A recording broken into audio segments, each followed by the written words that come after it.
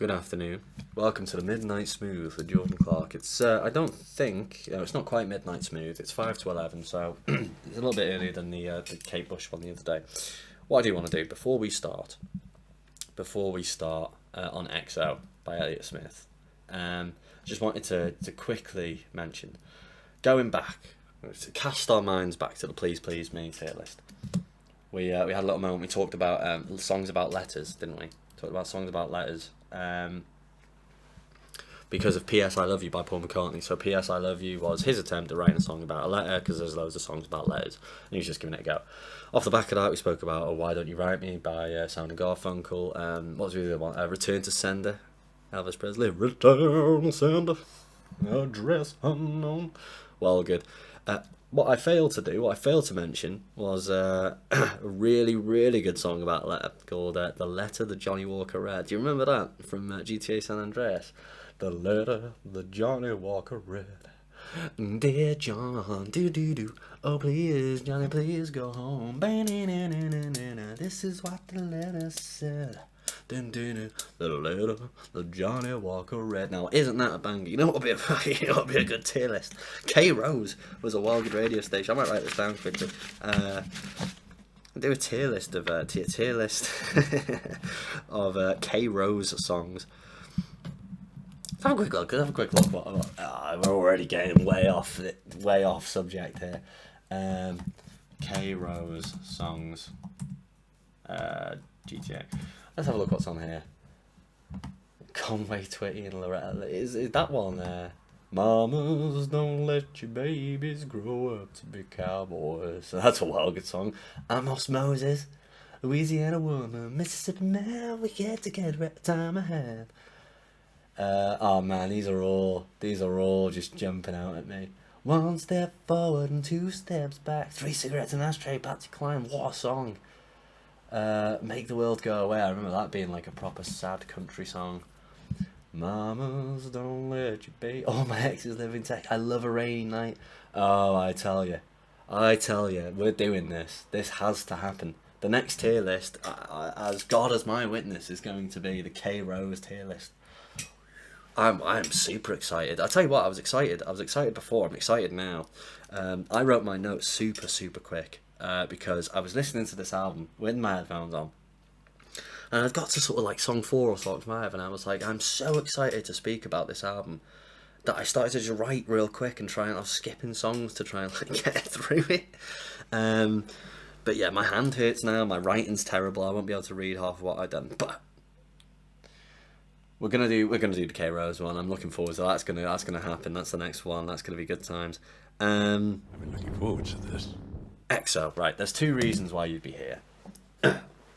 2 reasons why you'd be here watching my XO video. 1, that you love Elliott Smith.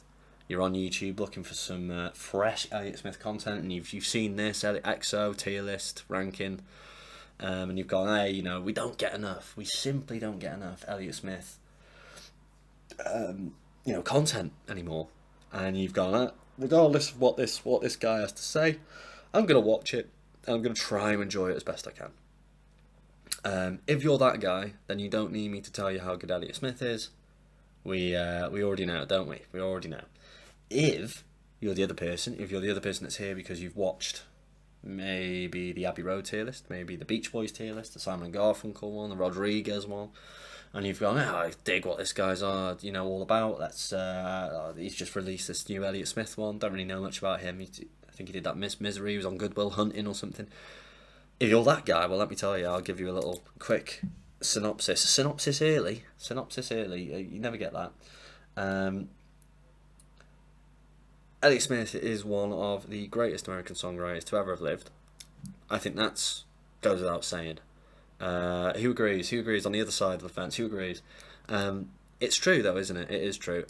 What you'll find, people are kind of put off by him because it's a little bit sad. He maybe comes a bit across as whiny sometimes, is what people really even I said that when I first started listening to it. I said, he's a bit too sad for me. He's a bit too, But You just got to move past it. All you've got to do, and I say this to everyone, please tell me in the comments if it's the exact same thing that you have to do with people, is you have to beg them to listen to it. Because what will happen is, if they listen to Elliott Smith enough, it'll just click, and it just always does with everyone that you show. If they eventually just listen to it for a while, it clicks. And it happened with me when my mate Sam showed me Elliott Smith. I was about 15, 16, maybe 17 actually. And he showed me, and I said, yeah, it's a bit sad, I don't really like it, I don't really care for it that much. But he just said, honestly, Jordan, just listen to these albums for a bit, listen to this, that and the other. And I did, and I just trusted with his judgment that this was going to be a good musician. And yeah, one day it just clicked, and I was like, this guy is incredible. Actually incredible. His lyrics, his musicianship, his production, everything he does, his attitude is like, it's just really, really good, and he paints such a good picture. And yes, it's sad, it is sad, but some artists are drawn to the sadder things, aren't they? They're drawn to the darker aspects of life, and you know, maybe it's a taste issue, but I don't think anyone can say that he's not a good musician and not a good songwriter. That's not taste, that's objective. I'm gonna start an argument talking like that, but yeah, he's amazing. And yeah, if you're new to Elliott Smith, I do recommend that you go and listen to a load of stuff. Go listen to this XO album, go listen to his first album, so you can get a bit of a feel for how he grew as a musician and what he started doing. Figure Eight is the masterpiece. I will be doing Figure Eight one day. But yeah, perfect. What a great musician. And we're gonna get started anyway. We're gonna get started. Sweet Adeline. I really couldn't think of a way to illustrate Sweet Adeline. I just put in like Adeline in literature into Google to see if there was like any famous Adeline characters, but I couldn't think of any. I couldn't find any. Sorry, I mean. But yeah, what I did find when I was doing a bit of a Google search was that the Mills Brothers did a song called Adeline, and it's really nice song. It's it kind of reminds me of Ink Spots. They were kind of like a quartet. In the 30s, so their song was kind of like Adeline, and then all the three vocals come in, Adeline, my sweet Adeline, Adeline. It's just a nice song, but that's not what we're ranking. We're not ranking the Mills Brothers, so I don't know why I'm going on about it. Sweet Adeline by Elliott Smith. It's a really good song, almost in slaps, but I think what this song is for me, and what I've always felt that it is for the album, is that it's kind of like an opening statement. As I suppose that most songs are that are at the start of the album, they're the opening statement. You know, this is what you've come to expect from the rest of the album. But this works on a couple of levels, because it's a very different song in two halves, in a way, should I say? I'll start again. What I mean is that... So the song starts ka-doon doon doon doon ka-doon doon doon doon ka-doon ka-doon ka-doon ka-doon. It's just a nice little guitar riff, you know, one of those riffs you wish you'd wrote. I say this all the time, but it is, you know, it's proper simple but really effective, nice guitar riff. And then da-doon-da-doon-doon, break it over, make it stay away, da-doon-da-doon. Let's get it up. Sweet Adeline, my Clementine. But yeah, so you got the nice like guitar riff, and that's kind of like one half of what he's saying. You know, the rest of this album, you're gonna hear a little bit more of this sort of like sweet, melancholy guitar. And then what happens is when you get to the that you were just a shooting star, doon doon doon doon doon doon doon doon doon, sweet Adeline. All the drums come in, all the vocals take this new energy. The bass comes in, the piano, it's like a saloon piano that's like trilling down, and just this song explodes into life, and it becomes more like a rocky pop song. And I've always felt like that's like the second half of him going, you know, you're gonna have a little bit of this like nice melancholy guitar, but you're also gonna have some proper like good pop rock, you know, indie, you know, powerful, energetic music as well. And it's smart. I think it's like the perfect opener for what the album then holds moving forward. You know, these little melancholy, nice little songs, you know, that maybe a bit sad, maybe a bit of this and that, and then these massive moments of big gravitas and emotional levity, you know, with big instruments. And it's awesome, isn't it? And what I did like as well, one thing I did need to mention is that run into the into that big part. is done so well, because what he does, he does a backwards piano, and it's such a small thing to do, but it makes the transition so much so much more seamless, is what I'm trying to say.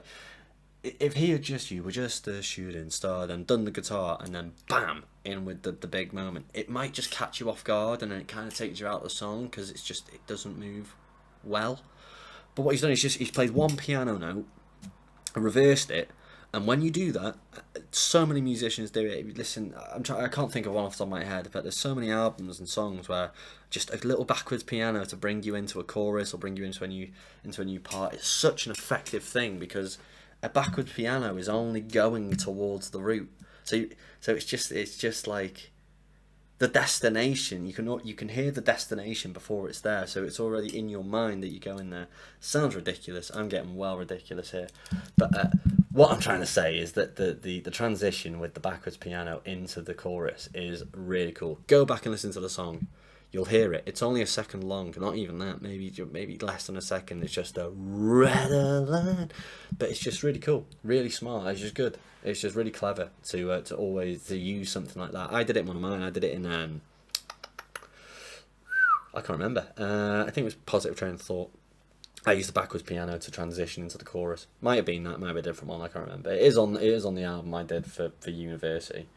Because there was no way I could have done backwards piano on my earlier stuff, because I recorded all that on an iPhone.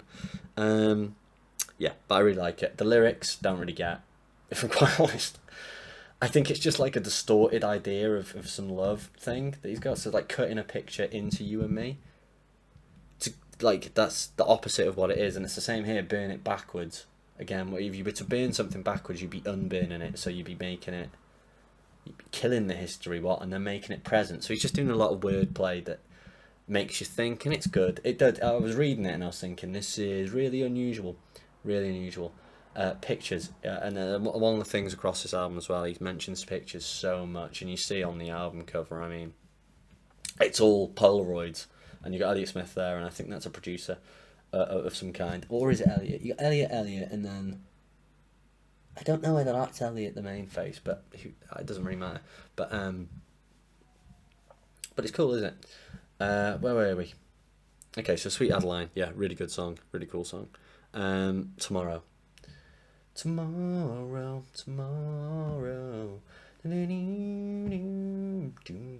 read that this was about sort of discontent with Dreamworks. Tomorrow, Elliott lyrics. Elliott Smith. Yeah, I'm showing you now where I read it. Lyrics. But everybody knows. But there's some lines in this that were like basically what the guy was saying that I read, which I do agree with. To be fair, so, to an extent, this isn't my opinion. This is someone else's that I'm rehashing. But is that he felt discontent with the idea that this Dreamworks was trying to force him to finish his album quick or get things done by a quicker time frame, which as a songwriter I can imagine to be the most frustrating thing. Excuse me, as being an artist, has been one of the most annoying things to have to put up with, because art does take time. It takes time. You need to let things ruminate. You need to let things settle, and you've got to let it come together in its own time. It's hard. It is hard, because you want perfection as well. If you really, really are like into your art and you're there for the cause, you do. I mean, maybe you don't have to be like that. Maybe that's just a perfectionist thing, because I'm a perfectionist. I'm a super perfectionist. But I can imagine Elliott Smith being a perfectionist, and to have Dreamworks coming down on him every few days saying, you're not doing this quick enough. We've got 3 songs. You're supposed to have 5 by now. You'd just be like, fuck off. It's like, you're going to have no songs if you keep speaking to me like that. I mean, that's what I would be like. No, probably wouldn't. Or even if I'd been offered, like, £50,000 to, like, make an album, and then they said, make it in 6 months, I would race to do it. But I would be pissed off the entire time if they were coming to me saying, faster. We've moved the date forward to February 12th. You need to get it finished by then. And you'd be like, mate, I'm not even like nowhere near where it needs to be. You know, I want it to be perfect. But I mean, if that's the case of what it's about, I mean that's a pretty legitimate thing to write about. The noise is coming out, and if it's not out now, then tomorrow. They took your life apart and called you failures art. I do like it though. The guitar work's really cool, isn't it? The guitar's really cool. Such a good finger picker. I used to be really good at finger picking, but I don't do it as much anymore. I can do very basic trills now, but I used to be able to play. Was it this one or a different one? I think it was Independence Day. I used to be able to play note for note. Jordan, you're lying. Jordan, he's lying again. He's lying about stuff. As I've said previously, we don't spread misinformation on the channel. We just don't. And I used to be able to play Independence Day note for note. I can tell you. My mate Sam used to sit there with his hands on his head, mouth wide open, like, "What? How are you doing that?" And I'd be like, "Just because I'm fucking Chad, that's why." But I can't play it anymore. I certainly can't play it anymore. I could possibly learn it again. Maybe I should have. Maybe I should have learned it and played it on this, just so it doesn't sound like I'm lying. I can tell you I'm not lying. Yeah, tomorrow. It's a good song. If it is about that, it's really clever. I think it's really clever that, you know, on the actual album that's getting rushed and he's being told off for not doing quick enough, that he's actually writing a song about them being dickheads. You know, I think it's really cool. And one of the other things I noticed from the song is I mean, it's across the whole album, really, across a lot of Elliott Smith's music, is the way that he sings sometimes. It really does. I mean, so the thing that brought this to my attention was to drown tomorrow out. Drown tomorrow out. And what I did there was like with the H's and like hissing into it.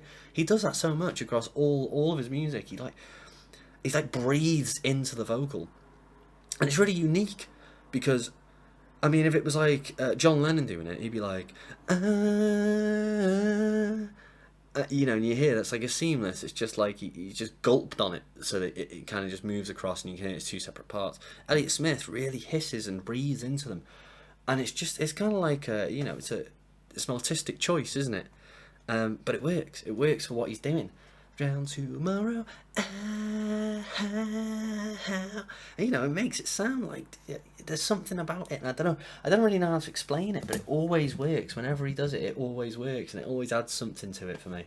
But I think it's cool. Tomorrow, banger. I don't think it slaps. I think the guitar's amazing. But I think there are going to be slaps on this album. Now, don't you worry. I'm not gonna miss out on any slaps. Waltz 2. Waltz 2 is a masterpiece, isn't it? Which one is it? It's about Bunny. I think that's her name anyway. Waltz 2.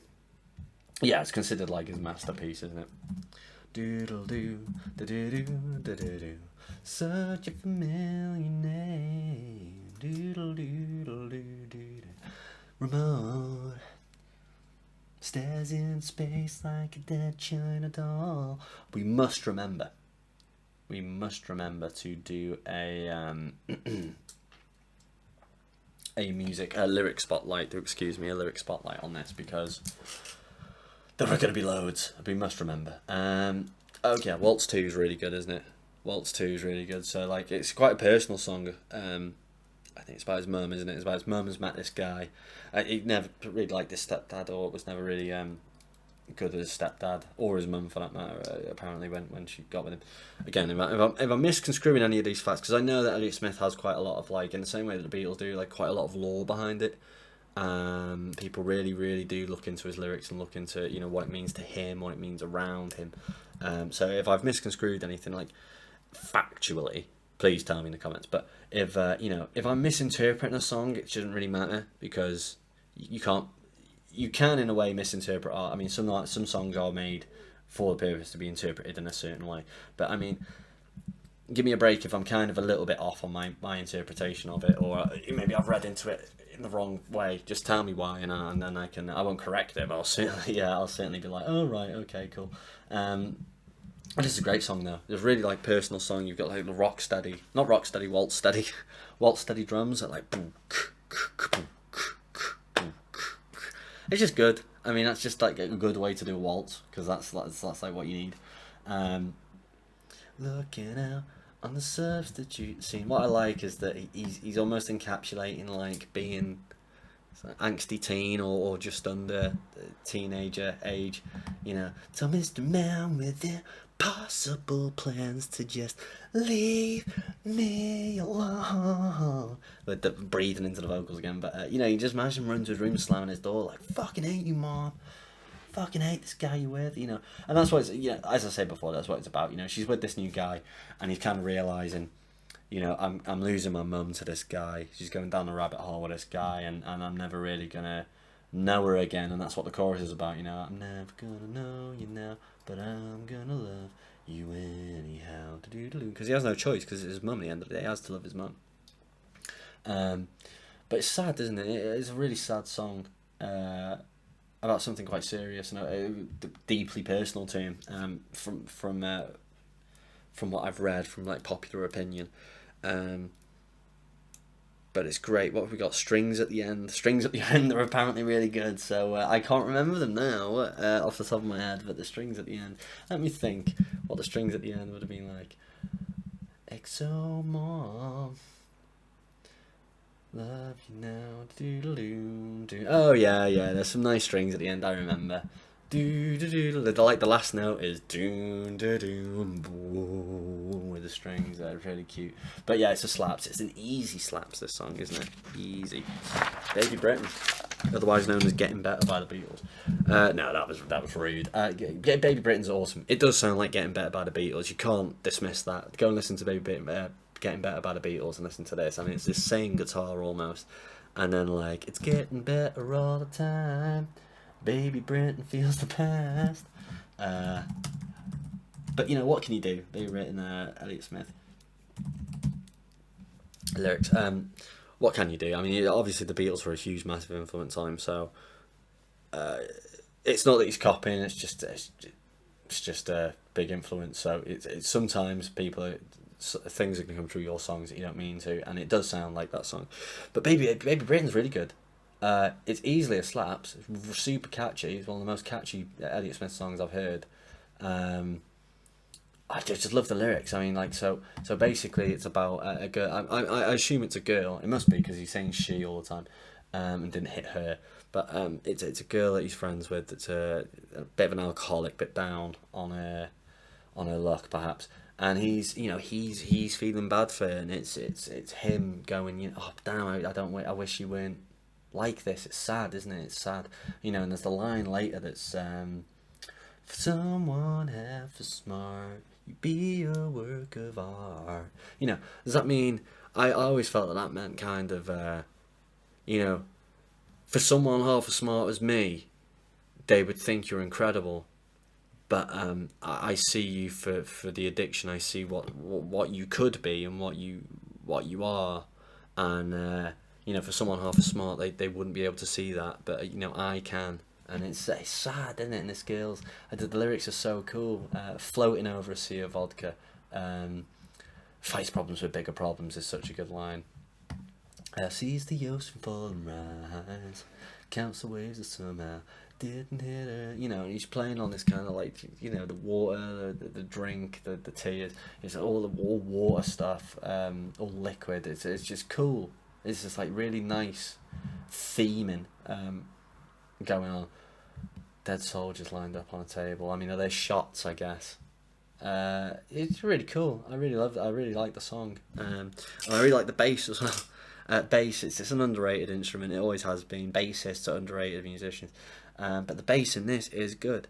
Is really good. It chunks along really good. Keeps it all in time. And he's doing these little trills. It's not too much, you know. So like when it's for someone half as smart, you know, the bass goes down with it. If you listen to it, it's like ba boom boom boom boom boom ba boom ba boom ba boom boom. You know, it's just stuff like that. You know, it keeps it going. That's what a bass is there for a lot of the time. Is if there's not a lot instrumentally going on, at least that's going to be there in the background. The same with the drums, and it just keeps it going, keeps it interesting, and it uses the bass super well. And you can just in general, listening to this song, you know that Elliott Smith has such a firm grasp on musical structure, pop structure, rock structure. He just knows how to create these songs in a certain way. He's very, very talented, very talented. But Baby Britain's awesome. I love Baby Britain. It's certainly a slaps. I'd almost put it above Waltz 2, but I think objectively Waltz 2 is a better song. Pitseleh. Bong, bong, bong, bong. I was gonna do Pitseleh. But I didn't record it. Which one's Pitseleh? Is it the pictures? I know it's this one. So Pitseleh's a slaps as well. It is a little bit more quieter, a little bit more of a reserved song, but the lyrics are incredible. The way it sounds as well. So as I say, it's proper simple guitar. Excuse me. And like the lyrics for me, they've always felt like it's a girl that he needs to leave. He needs to let go, because she loves him more than he loves her, or he's bad for her in some way. And that hits hard. That I very personal now, but I had a very similar situation a few years ago. I was with a girl, and she adored me, but I mean, and then for a time I adored her, but then it was just got to a point for me where I was like, I just don't see you in my future. And it's sad. I mean, it's just what the way things happen sometimes, as is life. There's nothing that can be done sometimes about your feelings and the way that you feel. And for me, that's what happened. I was just like, I don't know what it is, but I've lost it for you. And I had to kind of break that to her, and it was awful. And it was just such an awful thing, because you broke someone's heart, and she's there like, what, why? I don't understand, I don't get it. And it's like, well, of course you won't understand, because you love me so much, but I can't explain to you why it's not the same. Oh boy, it's crazy. Sorry, I was just gushing about my own life. But this is the thing that happens when you listen to Elliott Smith. Sometimes it really pulls you in to experiences in your own life. This always reminds me of that girl now, anyway, nowadays. Don't know when Pitseleh. I read that it means little one in some other language, I think. I love again, he's so good with his opening lines. I'll tell you why I don't want to know where you are. I got a joke I've been dying to tell you. Think about anyone you've ever been with, and it doesn't matter how long afterwards, but you could be walking down the street, or you could be watching something, and you just think, oh, they would have liked that, she would have liked that, and it's kind of like it's just a little strike moment where you're like, she would have liked that, and you go, oh shit, it's a good thing I don't know where you are, because I tell you that, and then we both start giggling, and then we both look at each other, and then we'd fall in love again, and it would be it would be a whole thing. So yeah, that's such a good opening line, isn't it? And then this bit, the way that it's this whole song's just in the acoustic guitar with him singing, and then but no one deserves it, and then the piano comes in, the beautiful reverbed piano it's well written, it's well performed. It just sounds absolutely like lush. It's beautiful. It's really, really nice piano. It's just got everything, this song, for like a breakup song that's got all these little intricacies. It's just a really, really nice song. I was gonna play it, but I learnt it because it's not particularly hard to play. I used to be able to play it years ago anyway. So I picked it up again, and I kind of, after about half an hour, I was like, I kind of got this. So I'll just try and working on singing it and playing it. But I was singing it pretty much exactly like Elliott Smith. I was playing it exactly the same, and yeah, I didn't want to just do a note for note cover that's exactly the same. It's not a cover then, it's just a copy. So I didn't bother in the end. I don't think that there's not going to be a cover on this one, unfortunately. But maybe next time. Maybe on the K Rose one. I mean, the K Rose one's going to be awesome. Okie dokie. Where are we? What are we on now? Independence Day. I used to be able to play this on guitar as well. Jordan, you fucking lying to us. Jordan, don't lie to us when you're doing Tierlist. I'm not lying, I swear. I swear I'm not lying. Independence Day, I used to be able to play it. I didn't have too much to say about this one. I just thought, I mean, off the back of Tomorrow, this one sounds almost rushed in a way. Because in the headphones anyway, maybe not in headphones, maybe it sounds fine, but in the headphones the bass sounded really like crunchy and heavy, and like but too heavy for what the song was. And the percussion, It might have been an artistic choice. I mean, I'm not going to put it in filler because of this, because it's still a nice song. But probably an artistic choice. But go listen to the song and tell me that the percussion doesn't sound like an R&B thing. It sounds like it'd fit in like a rap song. It honestly, it's like there's this like distorted like tambourine, and then you've got like this really heavy kick and like proper I don't know, like snappy snare. It all just sounds very, very commercial and very, very R&B. And again, maybe this is a Dreamworks thing where they were like, yeah, well, we like Independence Day, but you're gonna have to do the drums like this for it. And he's like, shit, man, okay, whatever. That would be so frustrating. It would be so frustrating. But yeah, that's what I mean. Independence Day. The guitar's really good. The drums are cool. They are certainly cool, but I just didn't know whether it makes sense in the song. It must do, because it still runs pretty nicely, but it just doesn't feel like an Elliott Smith kind of like drums. It's just weird, isn't it? Weird. But yeah, I don't have much to say about Independence Day. I'm going to put it in banger because it is. Whenever it comes on, I'm like, yeah, what a fucking song. Bled White. I'm a colour reporter. Doodle doodle doodle. 509. I always thought that was dead strange that he does this back and forth thing. First of all, I do like Bled White. I'm going to put it either top banger or let's quickly look at the lyrics and then we'll make a... Yeah, but like I was saying then, I always thought it was dead weird that he does this back and forth thing. It doesn't jump out at me as something that Elliott Smith would do, but he does it and it pulls it off really, really well. I'm a colour reporter, Rose City on the 409. It's smart, isn't it? It's very poppy song. But yeah, I think it's just about being like uninspired, isn't it? He's just kind of like trouncing around this town. He has nothing that's inspiring him to do anything. He's kind of like just trying to puzzle it all together. He's a bit bored. So here it comes with the bank expression, especially for me, 'cause he knows I feel the same. 'Cause happy and sad come in quick succession, and I'm never going to become what you became. Yeah, and he's just kind of like, I don't know, I would be uninspired if I was like wandering through this town that's been bled white. You know, there's nothing going on, there's nothing more to say. But the song itself is really like, excuse me, is really upbeat and fun and like rocky. And this is what I was saying about, you know, the first song. You've got now the second part of what that was all about. You know, you've got Amity later as well, which is a huge rock song. That's the one after Waltz 1. But yeah, this song, yeah, it just feels like he's uninspired. You know, he's usually a colour reporter, which songwriters are, and to an extent, you know, 'cause songwriters are reporters. You know, they're taking in the world around them, they're thinking about it, and then putting it down in an art form for people to take. You know, it's a report, but in a different way. They're reporting it through art rather than reporting it via facts. Wow, that sounds I sound ridiculous saying stuff like that. I do apologise.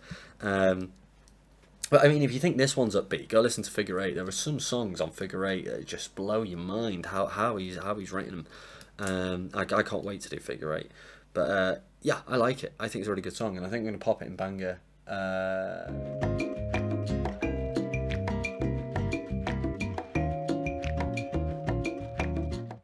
Do excuse me. I dropped the video out because I'm a fucking moron. I'm so tired, you know. It's been so hot in Manchester. I've barely slept the last few days. I think I've had 8 hours sleep in like the last 3 days because I just can't sleep because of the heat. It was like the hottest day on record 2 days ago. But like, I'm just docile because of it though, because I'm not getting enough sleep. It's like it used to be when you're a bit younger. It's like borrowing time, isn't it? Getting the extra sleep, or not getting enough sleep. You're borrowing time from the next day. You'll earn it back with another sleep, a few more hours sleep the next night. Once you get towards like your mid-20s, late 20s, it doesn't work like that anymore. You're not borrowing anything. You're just wrecking it for the next day. Tomorrow's gonna suck. If I don't get to sleep in the next hour, tomorrow's gonna suck for me. And I've already made that decision. I will not be going to sleep in the next hour. It'll probably be about 2:30 by the time I go to sleep. But yeah, like even this morning, I had a phone call dead early this morning, and I spelt my own name wrong on the call. I was using the phonetic alphabet, So what I should be saying is Juliet, Oscar, Romeo, Delta, and so that's Jordan. And I went, and he goes, "Oh yeah, how do you spell?" I was like, "Oh, here's my email. This is, how do you spell that?" And I was like, "Juliet, Alpha, Romeo, Delta, Alpha, November." And the guy was like, "Jordan," and I was like, "Why did you say that? Like, why did you say it so weird?" And he was like, "Juliet Alpha." And I was like, "Hold on, did I say Juliet Alpha?" And he was like, "Yeah." And I was like, "Honestly, man, I've just spelt my own name wrong." And we had a little giggle about it, like, but I was just like, man, after the phone call, I was like, "All right, I'm gonna go get coffee. I'm just gonna sit for a minute and just gather myself, because I can't be coming to work and spelling my own name wrong. I mean, it's unacceptable, quite frankly." Back to business. Bled White, well good, top banger. Yeah, top banger. I'm not sure whether I want to put Sweet Adeline. I'm gonna keep Sweet Adeline above Bled White. Yeah, that makes sense. Waltz 1. Waltz 1. Now, Waltz 1 is my favourite song on the album, I think.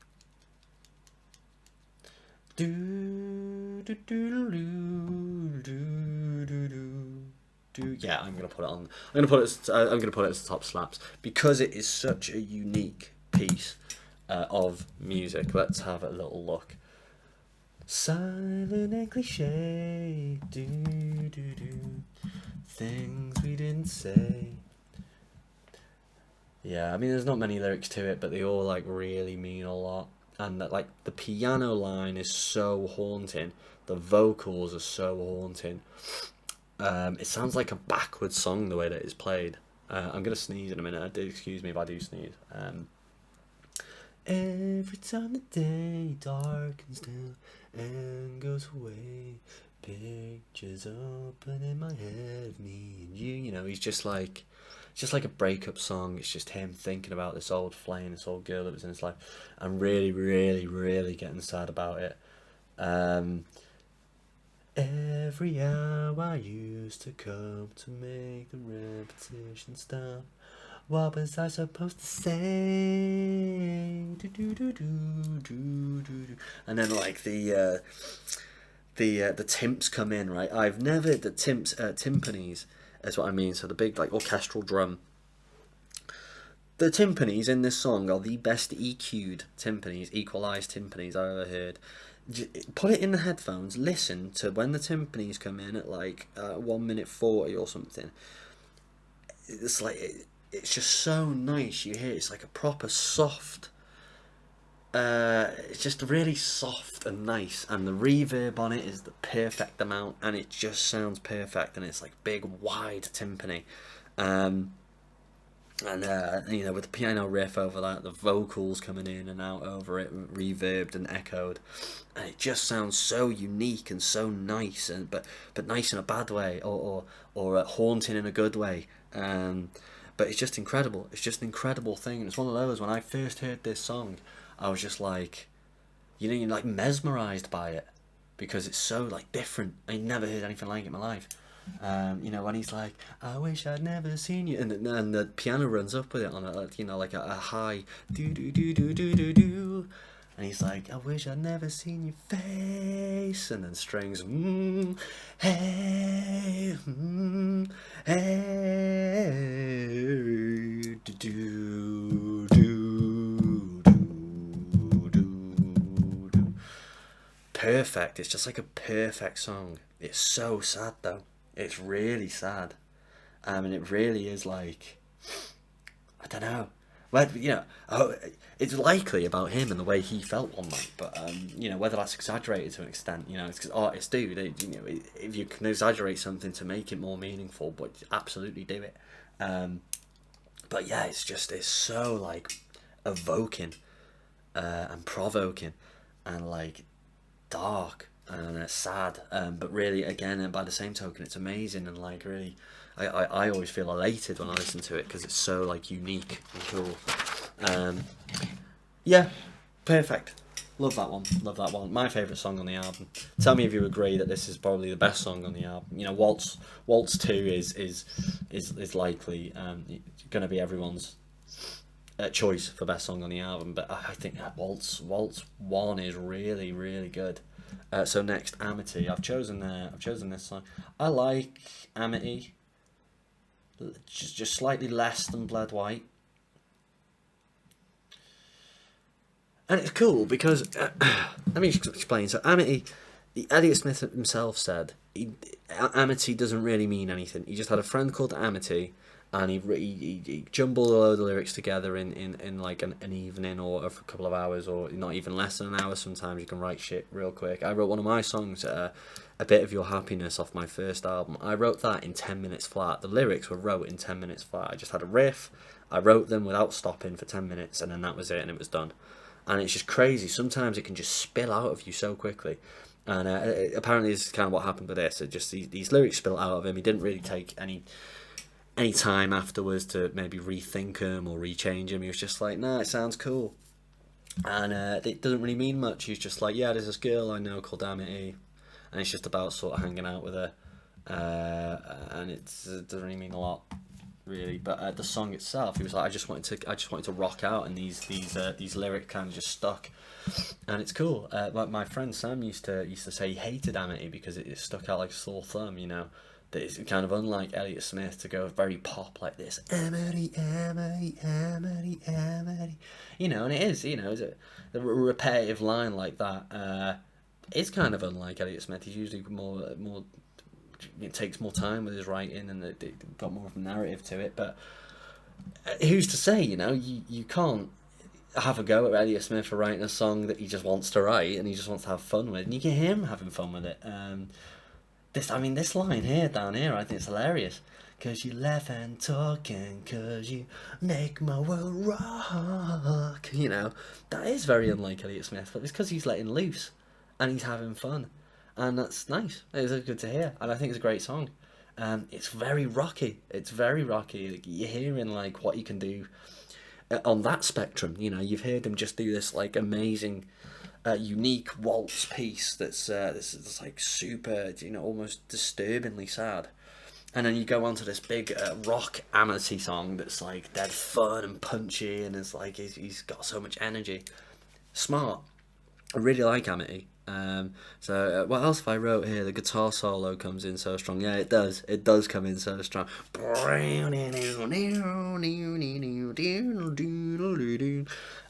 cool. The lyrics are, you know, even though they're thrown together pretty quickly. I mean, there's that bit about junk, isn't there? That he's a piece of junk. Oh yeah. Amity, Amity, God don't make no junk, but it's plain to see that he still made of me. And that's when the drums come in. You know, it's just cool. And he's sat there and done this whole big fucking rock song on his own. A little beast, isn't he? A little beast sometimes. But Amity, I definitely like more than them two. Again, I won't be dropping them into filler. I'm too kind. Maybe that one is a filler. I don't know. We'll see how we get on. Bottle Up and Explode. Now, I'd put that in filler. But no one shout at me. I'd put that in filler. Let's have a look.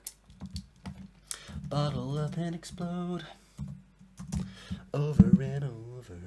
Because it's quite simple, obviously. It's just that he's bottling up these emotions. And I do like the picture. Sorry, for Amity, I just used a picture of Elliott Smith rocking out. I couldn't find a picture of this of anyone called Amity. But he's at jealousy, anger. He's, you know, bottling up emotions. And that's basically what the song is. It's about bottling up your emotions and not letting them out, and that, you know, that really does start to take a toll on you after a while if you're not getting your thoughts and your feelings out. You know, if I have a daughter, I'm going to call her Amity. I think that's what I've got, Amity Clark. You know, that's cool, and featuring Amity Clark. I think that's a really cool name. I've gone on to Bottle Up and Explode before. Oh well, okay. So we'll spin on back to Oh Well Okay after this. But Bottle Up and Explode, for me, I think it's a bit of a filler. Bottle up and explode, over and over. Keep the troublemaker below. Put it away, check out for the day. I mean, it's a good song, but it's like, I don't know. it's not as different as all the rest are to each other. They're all very, very different songs, and this one kind of just feels a bit more like reserved compared to the rest. There's always something special going on. Maybe the Dreamworks one isn't as special. We are going to do a obviously our final synopsis, and we'll have a little think about all this, but I do think Bottle and a Pill Explode is not as good as the rest, so I think it just kind of passes the time for me on this album. I don't think it's particularly out there as far as Elliott Smith's lyrics go, so I am going to pop it in filler. Please forgive me, but there needs to be something in filler. It's not a perfect album. Nothing's perfect. I mean, it's close to, though. It is close to. Bottle up and explode over and over. Doodle doo. Right, so now we'll trill on back to Oh Well Okay, because Oh Well Okay, really nice. Pictures of. Going on about pictures again. I pissed off Nick all week. Well, not all week, the last like 2 or 3 days, because I've been singing this, just that line. It's just what I do.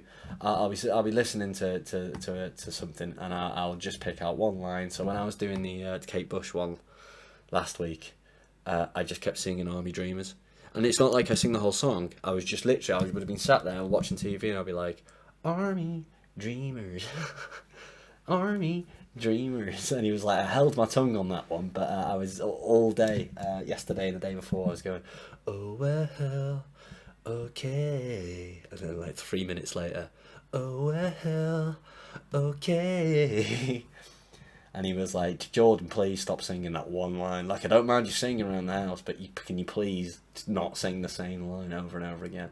Nah. Oh well, okay. Yeah, oh well, okay. Oh well, okay. See how annoyed you get. Listen to me do that. The bleeding color gone to black, dying like a day. Couldn't figure out what made you so unhappy. Shook your head to say no, no, no. Stop for a spell. It's nice, isn't it? It's a nice little hook line as well. Oh well, okay. I bet Nick's outside my door just like, he's fucking doing it again.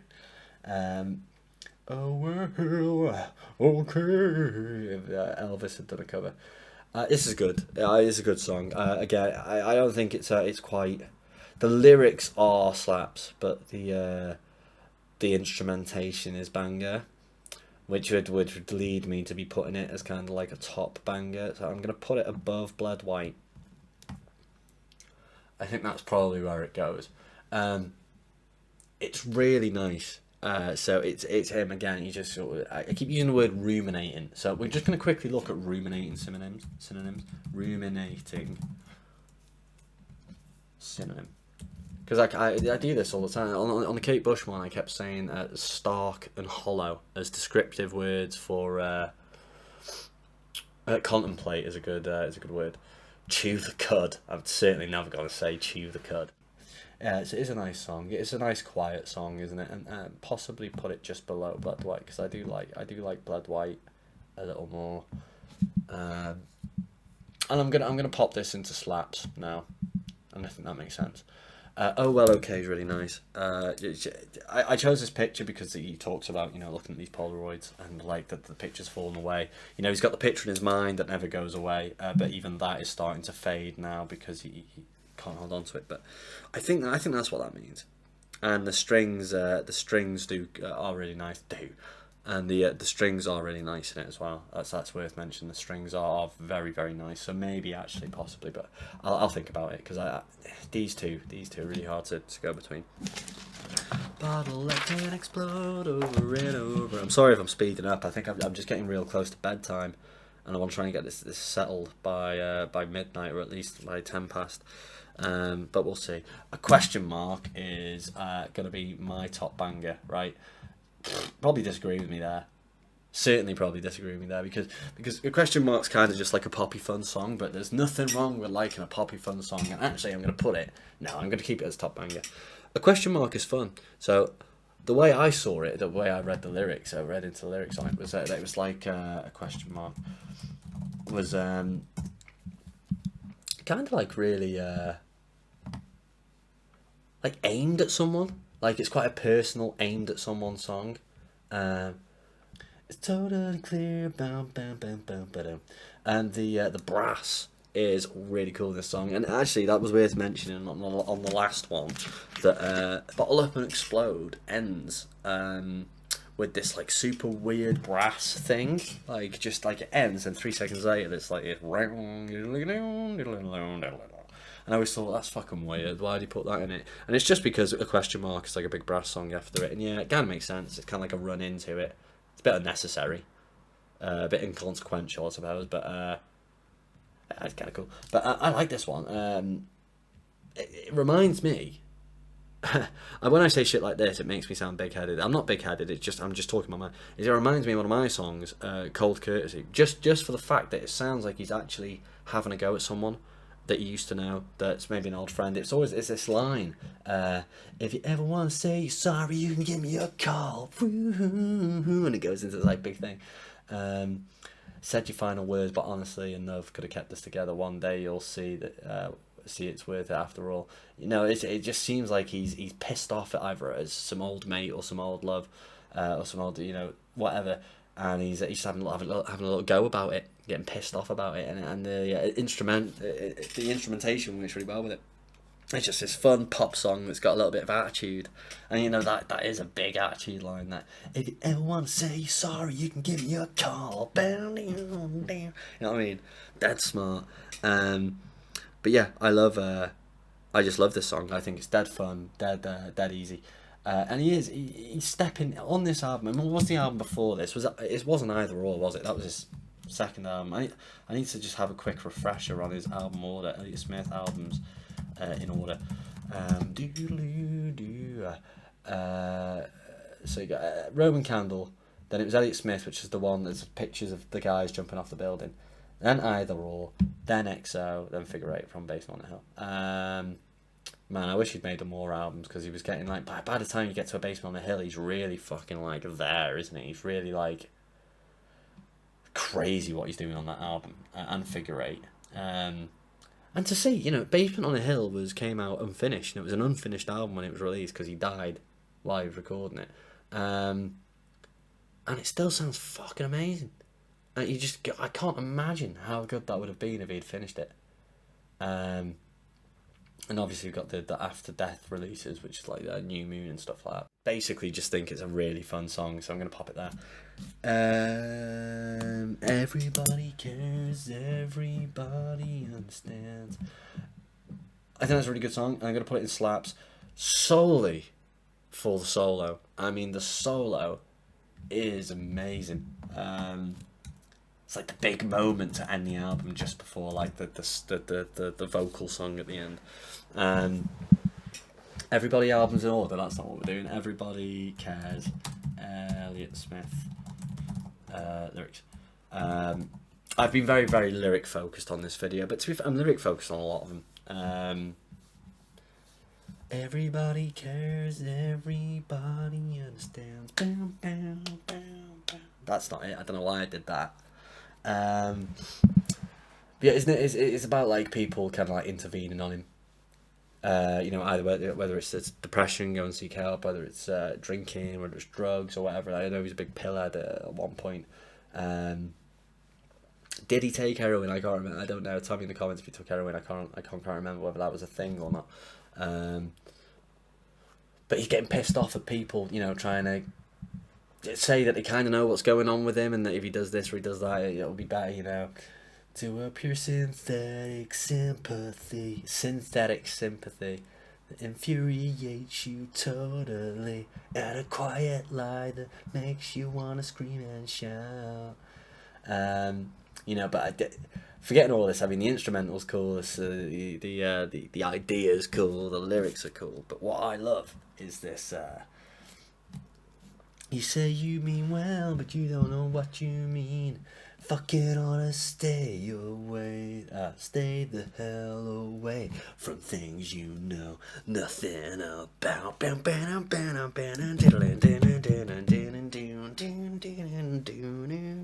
and it just goes into this fucking well cool solo that just builds and builds. So then you've got this guitar come in, then this like backward distorted guitar weird sound comes in, and then all the strings come in, and it starts to really build. And it starts to really, really build up, and then it just keeps going and going, and you're just like, whoa, where did this come from? Because, like, I mean, the whole song, up until that point, is just kind of him being pissed off and having a go over an acoustic guitar, a little bit of this and that.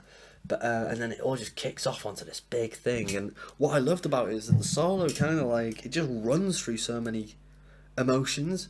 You've got the anger, then you've got like a little bit where it'll come down, and then you can feel that it's a little bit more empathetic, that maybe he's considering these things that people are saying to him, and then it goes into like the sadness when the strings come in, and then, you know, it starts to go up, and maybe he's thinking, oh, they're right, and there's so much about the solo that's being said without words, if you know what I mean. I think the solo is one of the best solos he ever did, on anything really.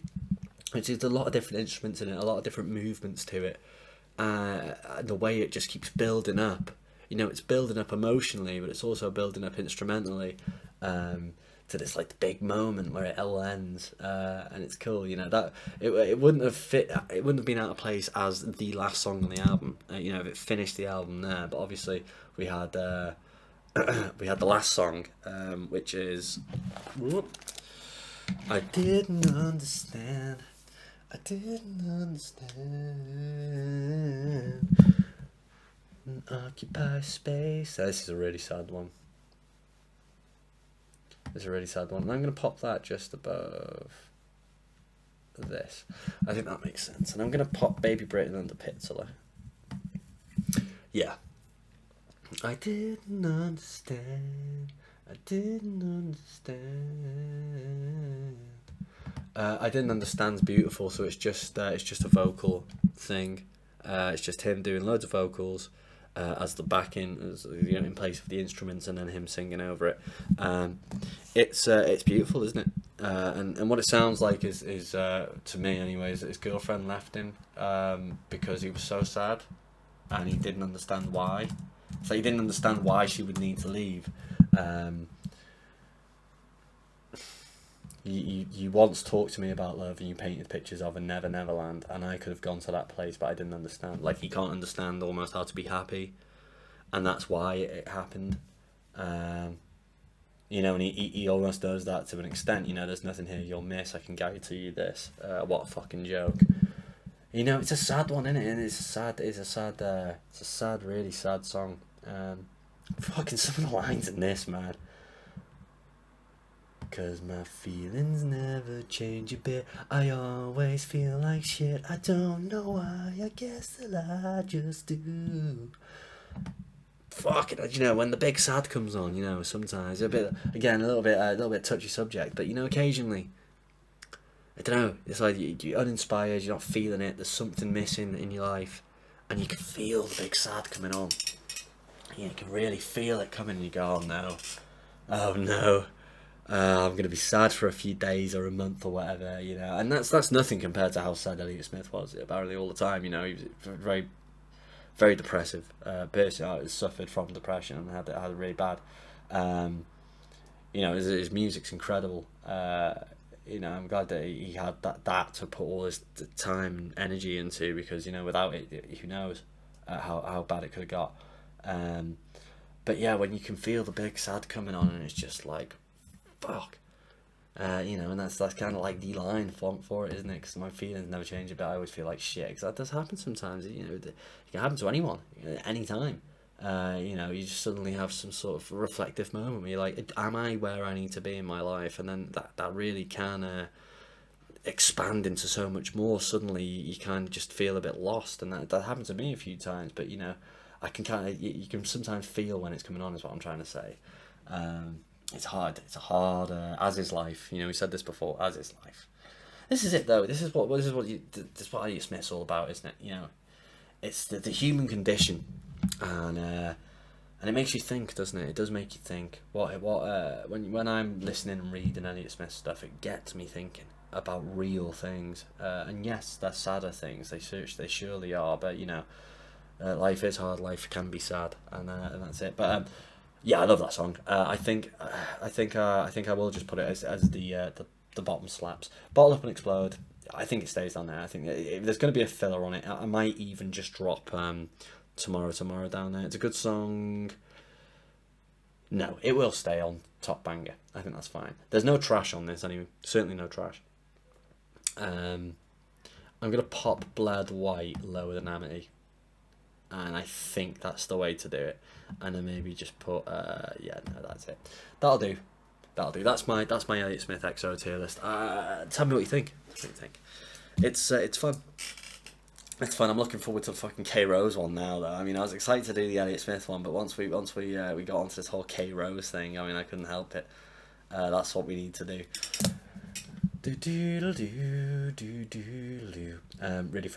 Really fun. That's gonna be.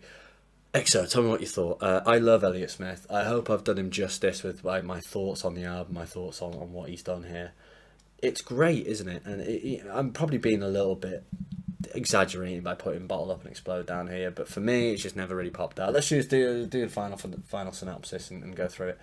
I'm not gonna know all these songs off by heart. That's Waltz 1. Waltz 1, I love Waltz 1. I think it's the most unique song on the album, one of the most unique songs that Elliott Smith ever wrote. I can't imagine how he would have felt after writing that, after writing it and recording it and like listening to the finished piece. Like when, as a musician, when I've written a piece that I think's fucking particularly good, I mean, with any song I've ever written, I always think it's good. That's because it's me writing it, and I've made a piece of art, and I'm proud of it. That's just the way it is. So I'll listen to it loads after I've finished it, and I'm like, yes, fucking love this, fucking well happy with this. And that's just my songs that are all pretty fucking shit and rubbish. This is Elliott Smith's songs, where they're fucking well profound and really well written and really well thought out and like just great sounding. I can imagine him sitting back in his chair after, you know, finishing the final version of Waltz 1 for the album. And, you know, he's sat there with an engineer or two and they're listening to it and they're going, yeah, I can imagine the engineers just being like, what have you done? How have you done this? And Elliott Smith's there going, like, you know, obviously trying to be veiled about it, you know, but he knows how good it is. He knows how good he is. And just thinking, yeah, man, I just made that from scratch. That didn't exist last week, and now it exists, and it's mine, and I did it. That's fucking great. I mean, and that's a good feeling you get when you've write and finished a song and you like it and you think it's really like a good thing.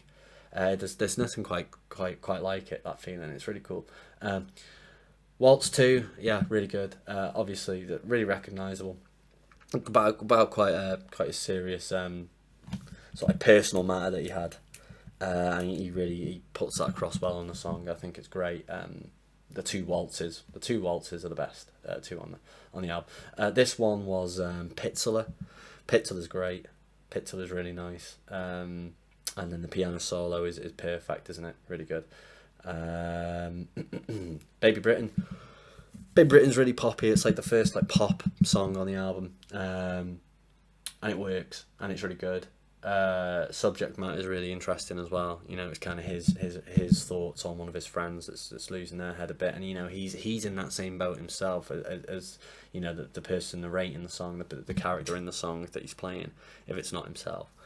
You know, so he's kind of watching someone else go down that rabbit hole, and you know there's a lot of intricacies to this song, because it could be a lover, it could be a friend, it could be, you know, all sorts. But I love the song. It's really catchy, really fun. Sounding. It's not fun matter. This one, everybody cares. I just love it for the solo. The solo's fucking incredible. Sweet Adeline. It's the opening statement, and I think it's a good opening statement. I didn't even tell you what this image was about, so let me just show you this quickly. When I was looking into this Elliott Smith stuff a little bit deeper, I found this thing that someone's been doing. Snoopy Smith.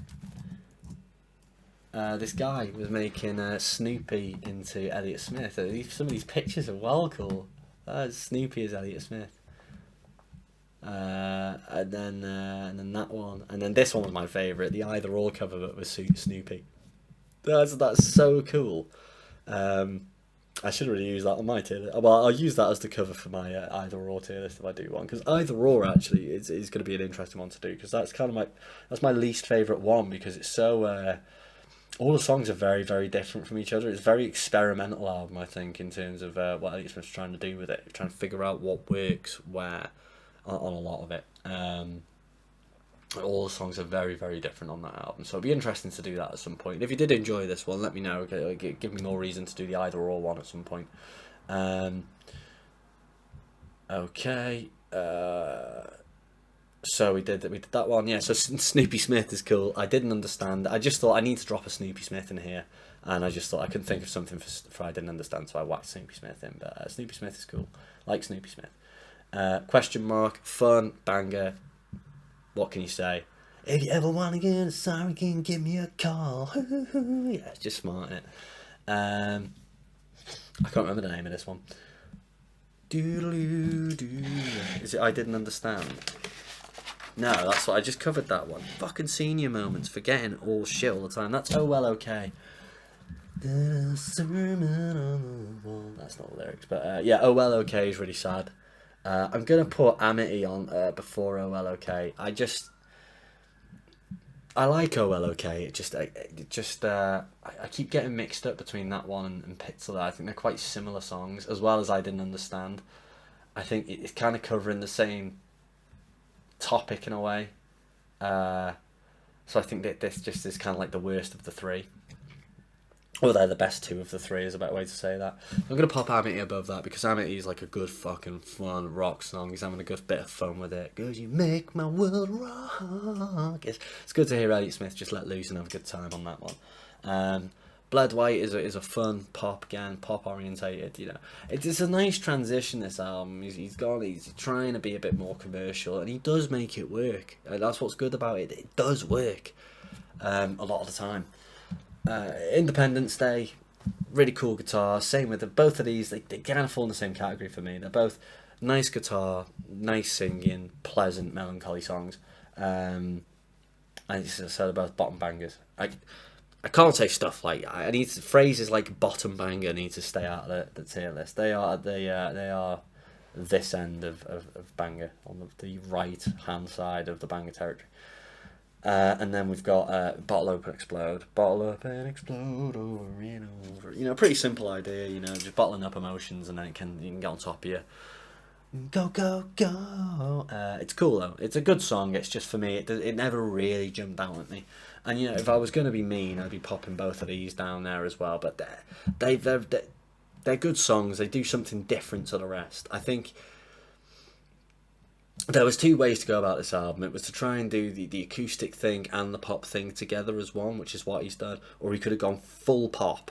And I think it's a good thing that he didn't go full pop, because some of it wouldn't have worked, and it would have come across quite samey. So I'm glad that this is the way it is. I did just these two songs. I think I prefer the poppier stuff, and then the more unique stuff, kind of like the Waltz one and I Didn't Understand. They're very, very similar. They're both on separate sides of the slaps territory.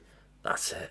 That's the end. Thank you for tuning in to my Midnight Smooth again. I can tell you now, I can actually confirm that it's past midnight. I won't edit this tonight. I'll edit this tomorrow. But I have fun with the Elliott Smith one. I think it's sort of halfway through I started to get a little bit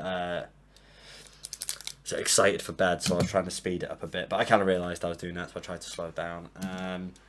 But yeah, let me know if you enjoyed it, if you want me to do more Elliott Smith, if you want me to do something like Elliott Smith, maybe something like Nick Drake sort of thing we could do, or anyone similar to Elliott Smith in that regard. Elliott Smith's one of my favourite artists. If it didn't come through on this, I don't know what will, because I've only got good things to say about his music. And yeah, tune in anyway, because on the weekend, if I'm not going out and getting steaming, I haven't drank in 3 weeks now. I'm very proud of myself.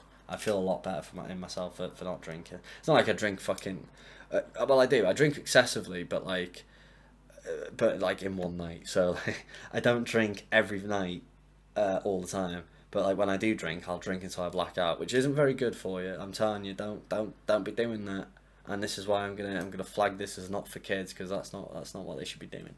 But Yeah, I hadn't drank in 3 weeks. So I'll just take a little break from it, and I feel pretty fucking good for it. So maybe it'd be good not to drink again this weekend, but we'll see. We'll see. It is nice to have a drink sometimes and just listen to Tierlist, you know. Yeah, cool. Don't forget, like and subscribe if you like what I'm doing. It gives me a reason to do more. You know, I had a comment the other day on a Beach Boys one. That was very nice. It was from a gentleman called Zed. I think it was Zed. Let me just have a quick look. I don't want to misspell their name. If you know, they've left me quite a pleasant little comment.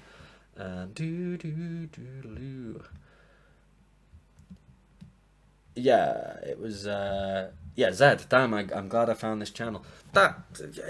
It was such a nice comment to hear. You know, that gives me a reason to carry on. You know, someone's enjoying it. There were a couple of other comments now, and I'm not disregarding those comments. But that one in particular, I was just in work and it popped up. You've got a new comment. Damn, I'm glad I found this channel. I was just like, yes, man. Thank you. That's good. That gives me, you know, that's actually really brightened up my day today. So, you know, I'm not telling you outright to leave me nice comments or I won't do any more. But you know, it's nice to hear off people. It makes me feel like I'm actually doing something, and then everyone's kind of watching, and we can all discuss things. So, good times. Come back for my K-Rose tier list. It's going to be fucking sick. Honestly, I'm really looking forward to that. They're all going to be slaps. I mean, there's no way about it. They're all just going to be fucking slaps. But will be a nice trip down memory lane through GTA San Andreas. But yeah, thanks for tuning in. We'll see you next time. Fucking XO.